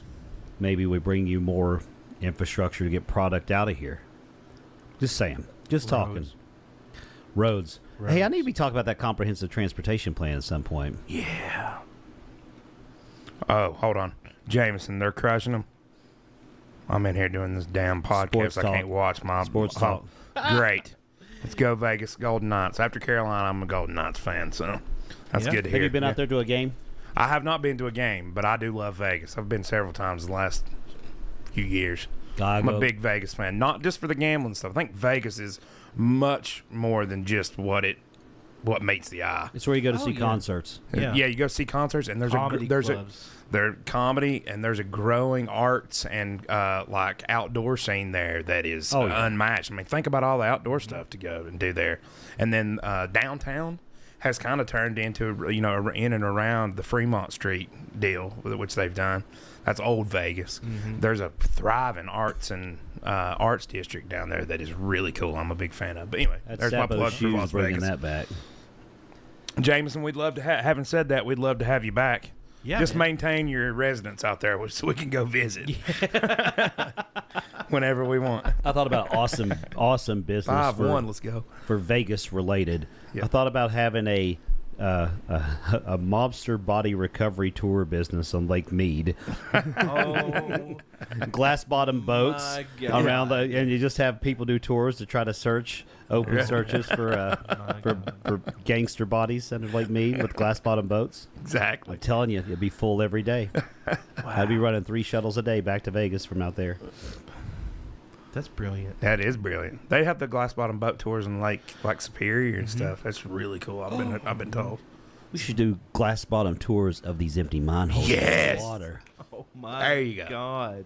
There you go. Somebody said earlier, and I missed it, but they said on clear days, there's a gentleman who lives down below the mine I was talking about, said you can still see the truck at the bottom That's on a clear Really? day. And I know you can, because I mean, again, when I was young, and clear means it's not rained in a while. Right. Because when it rains, it washes, and that's what stirs up and when there's mica in the water, you can't see crap. No, it's just a But when big it's settled down and been reflective calm nothing. for a while, yeah. Yeah. We got to get some access to these mines. I still want to. I want to dive them.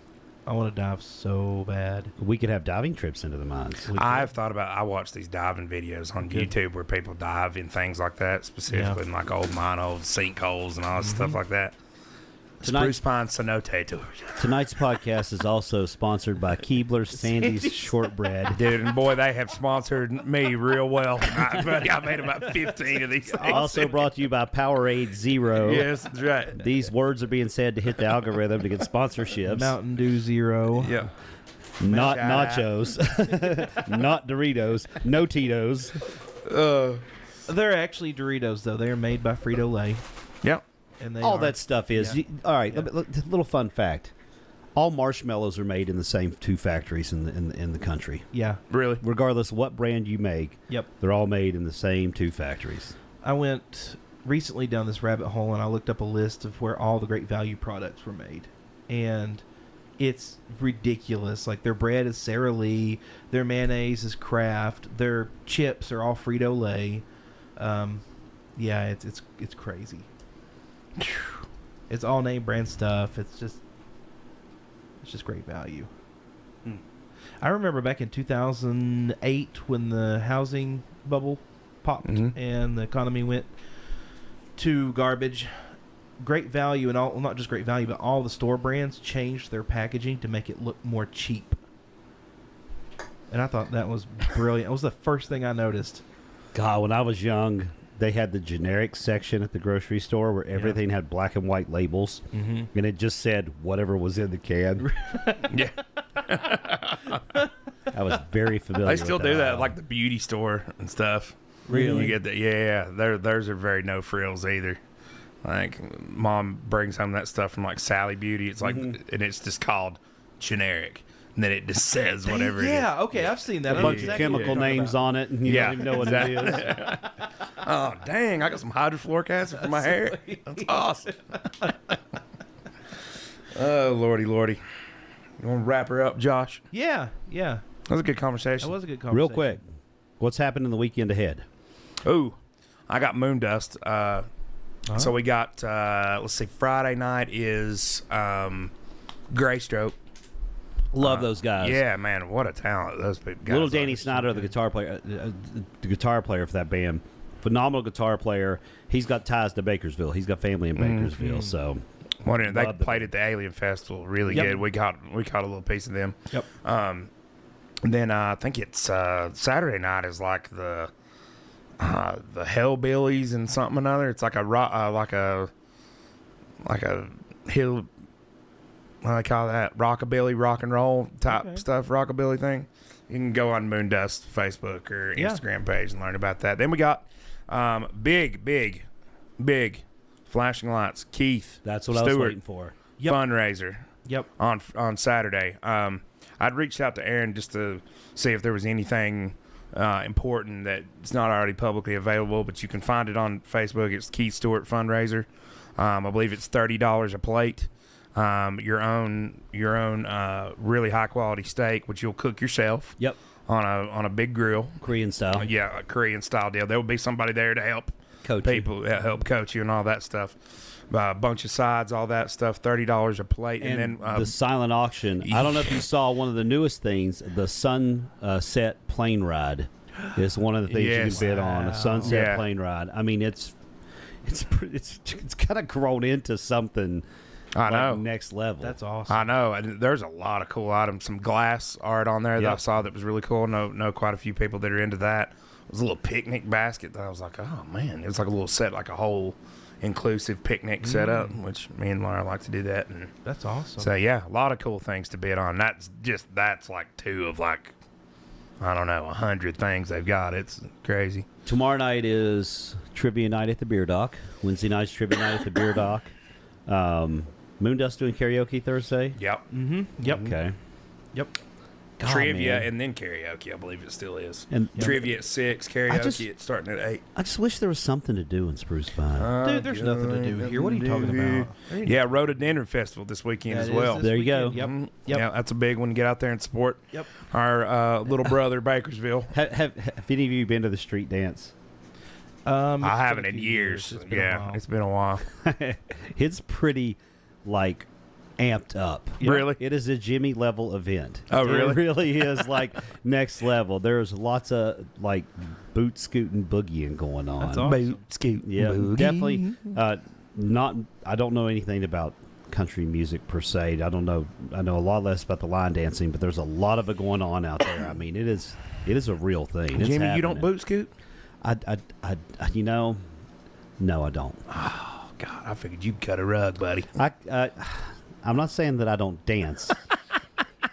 Just not boot scoot. It's just my own interpretive style. I mean, I got as you witnessed recently. I got I would love to secretly be this incredible dancer and just not tell anybody. Yeah, Remember I that know, Christopher right? Walken video Yeah. back in the Yeah. day? Weapon of Truth. Yep. Yep. Boom, boom, dun, dun. Oh yeah, that was a great. I saw where for the Rhododendron Festival, it looks like the rhododendrons are just going to be in bloom. I should open up sometime this week. it'll be like spot on, which is really cool because I know some of the last years they've either been kind of towards the end or been too early. So that's really exciting. But again, just the Keith Stewart thing, I don't know if I mentioned on Saturday evening, Aaron's Place. Again, look it up on Facebook. That's just look up Keith Stewart Fundraiser on Facebook, and we'll try to put a link to it down below. Yeah, I'll find link it. it out Link in the it down comments. below. Yeah. Weapon of choice. That was it. Fatboy Slim. Yep. Was, yeah. I love that. Good stuff. Somebody needs to do a comedy night in town that'd be at great. one of the facilities. Yeah. I think Moondust did that one night. We did. Yeah, they had comedy one time, and I've thought about having like open mic and encouraging that kind of comedy stuff. I think I could probably get out 10 minutes. Yeah. I have got an idea. Okay. This is a Hollercast idea. Okay. What if we did Hollercast live in person with a live studio audience? That's what we've talked about doing. Yeah, at we the have. Moondust a At couple the times. Moondust. We're going to make that happen. I think Yes. you need Moondust would be great. See how big it gets.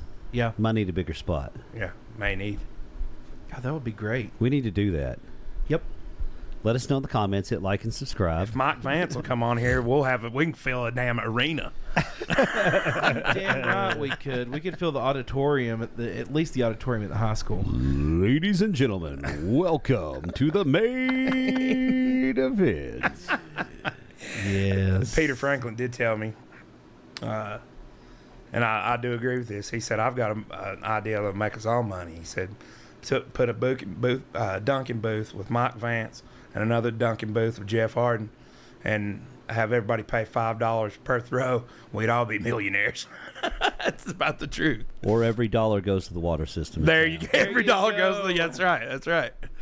There you go. See, that's a good You know- idea, Jimmy. I'm thinking up a challenge. Give me a minute. That's not a bad one. That's not a bad one. That'd actually be a good thing. Interesting. You just might be a genius, Chase. You just might be a genius. That's Peter's I'm not idea giving there. Peter credit for anything at all. I'm not crediting him with that. Someone told him that idea, that he told it to someone else and then said it's his idea. And Peter, you know it's true. Maybe not, but I just like to give you a hard time. I love Peter. He's funny.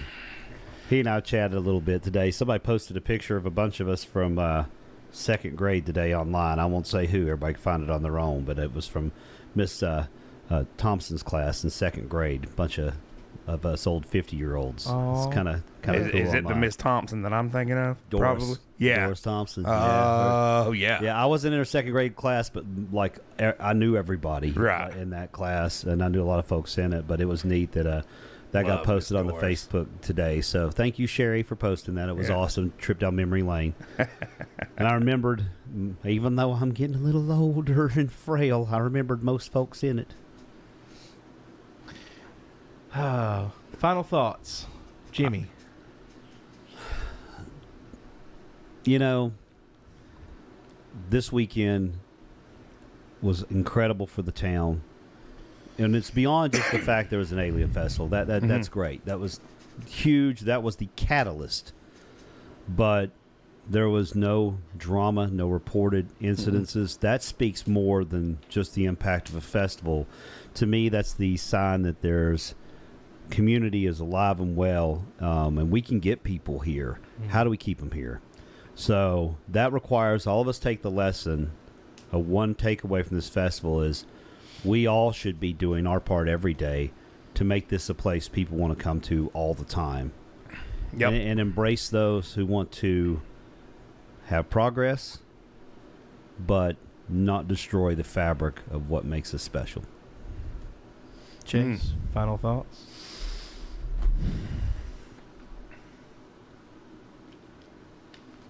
I was really inspired this weekend. Again, not just because of the Alien Festival, but I think that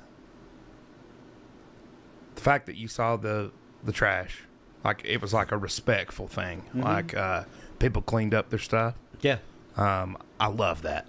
Sure. I think that says something really really strong about the people that put that event together and about the people that attended, I think, as well. Well, it took more than one person to clean all that up. Oh, So absolutely, for sure. And it was really inspiring just because I think it, and that maybe it's just coupled with your birthday party and stuff like that. It was just a real experience where I was like, holy crap, we've got an awesome little town going here. It felt like, to me, and I think you're hitting on this, it felt like everybody talks about bringing the good old days back and all that stuff. And I don't have any desire to bring the good old days back, get back to our former glory. I want us to get to where we're going. And I felt like we arrived this weekend. I do too. I couldn't agree more. Beyond just the festival, the vibe in the air, the temperature, it was a little cooler and whatnot. But everywhere I went, festival aside, everywhere I went through town, because I was running all over the place getting stuff together, man, everybody was just in a good mood, happy to be alive. Oh, it was awesome. The vibe was really high, really good. It was high everywhere in town. Yeah. Mm-hmm. And I think the festival is the catalyst for that because we all knew this big thing was happening. Mm-hmm. Whether you attended or not, whether you believe or don't believe, it doesn't matter. Everything was elevated. Mm-hmm. It felt next level. It reminded me of what the Mineral and Gem Festival used to feel like. And I was very, granted, I was very intimately involved with it because it was held at Mom and Dad's business in the hotel. And so every year it was this big ramp up to the Mineral and Gem Festival. Oh, there's about to be a bunch of people here. It felt like that. Or it made me think of those types of things. And it's like when this rolls back around next year. We felt alive. Yeah, it felt alive. And when this rolls back around next year, I think the excitement will. I think a lot of people wanted to be excited before it, but they weren't. There was like some. The lady who put this on has some big ideas. Yeah. She's got a lot going on, and I'm going to do what I can to help her. Yeah. So. Well, and I'm glad that we can next year, knowing that it went off like this, everybody can have permission to go crazy over it next year. You're gonna have to put up a live booth, like a stab. Yeah. Oh, we're gonna prepare better next year. A tower like in Happy Gilmore, where you're looking down over everybody. Yeah. Like a golf event. Yeah. You need to set up on top of like the former Southwest Trading building, or on top of a roof downtown. Just set up and observe everything. Oh yeah, that would be really cool. Yep. Be really cool. Didn't mean to step all over you, Josh. No, you're good. You're good. Yeah, what's your final thoughts, Josh, and take us out of here? My final thoughts. Everybody, life is short. And if you don't do what you want all the time, it'll pass you by. So go shop Hollercast at shophollercast.com. Really. Do what you want all the time. And don't ever say the phrase, I can't do that. Always ask the question, how can I do that? Turn that phrase into a question. And do what you want all the time. Always. Thanks so much for watching. I thoroughly enjoyed the conversation tonight. Both podcasts, the live stream and the one that we shot earlier. I can't wait for Thursday. It's going to be a really good one. Might be a little tad bit controversial, so you'll have to tune in and watch. There's going to be some interesting difference of opinions on this topic. So please like, share, subscribe. Subscribing does not cost you anything, and it really helps us out. Half of all the viewers are not subscribed to this channel. Come on, guys. What are you doing? So disappointed. Subscribe to Hollercast. My feelings are hurt. Mine are too. The more subscribers we have, the better content that we will create. I hope. I just want to make good content for y'all. That's all I want to do. Follow your dreams. Do what you want. Enjoy life, because it's going to pass you by in a moment. It's a vapor. We love you all. Until next time, peace out. See ya. See.